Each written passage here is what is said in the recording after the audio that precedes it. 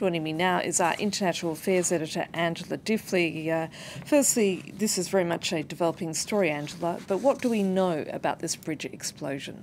Well, as you say, the Russians are blaming Ukraine and saying that Ukraine was helped by its Western allies, saying it's a terrorist attack, and they specifically mentioned the UK and the US helping Ukraine. The Russians say it was, they think it was drones that were used as well.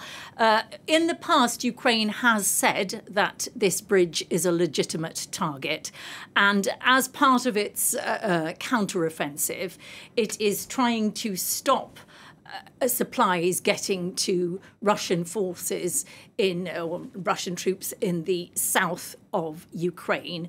And this is one of the key supply routes. So this bridge, which we showed, I think, in the map there earlier, this bridge provides a route from Russia into Russian-occupied Crimea, and from there up to supply its troops fighting in southern Ukraine. And so Ukraine has been keen to stop this supply route.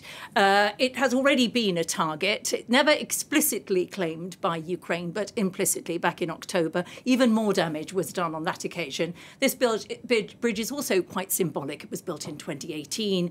It was Putin's way of saying, we own Crimea now, and I'm joining it to Russia. And it was a big deal. He drove across it in a truck when it was opened back in 2018. There was more damage done back in October, and the train route is still working today, it appears, but the road route has been stopped amid what looks like considerable damage. Now, the other big story emerging from Moscow this morning is the fact that the Kremlin now says it's pulled out of that grain deal which helped stabilise grain prices last year and, of course, was brokered by Turkey. What do we know about this? Well, it's not a huge surprise. There were last-minute efforts to try to persuade Moscow to stay in, but they had been making noises, and for a considerable amount of time, the number of ships going through that route has been dropping. Russia says that a parallel agreement at the same time is not being honoured, and that that agreement would have allowed more exports of its fertilisers and its own food products. They say hidden sanctions are stopping that part of the deal working. Last week, the UN and the EU offered further concessions, saying that that transactions relating to fertiliser and agriculture export could be dealt with separately. But it seems that Russia wasn't in a mood to take those concessions. It's possible that Russia feels it has far more to gain by the fact that once this route is stopped, its own grain exports, its own prices go up.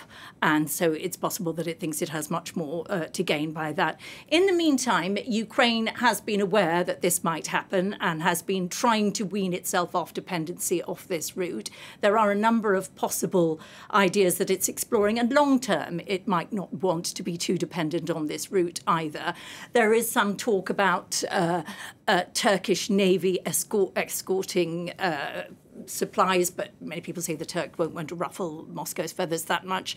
And there is also a possibility of the Ukrainian government giving an insurance policy to cover any attack losses. But we'll see how this pans out. Angela Diffley, thank you.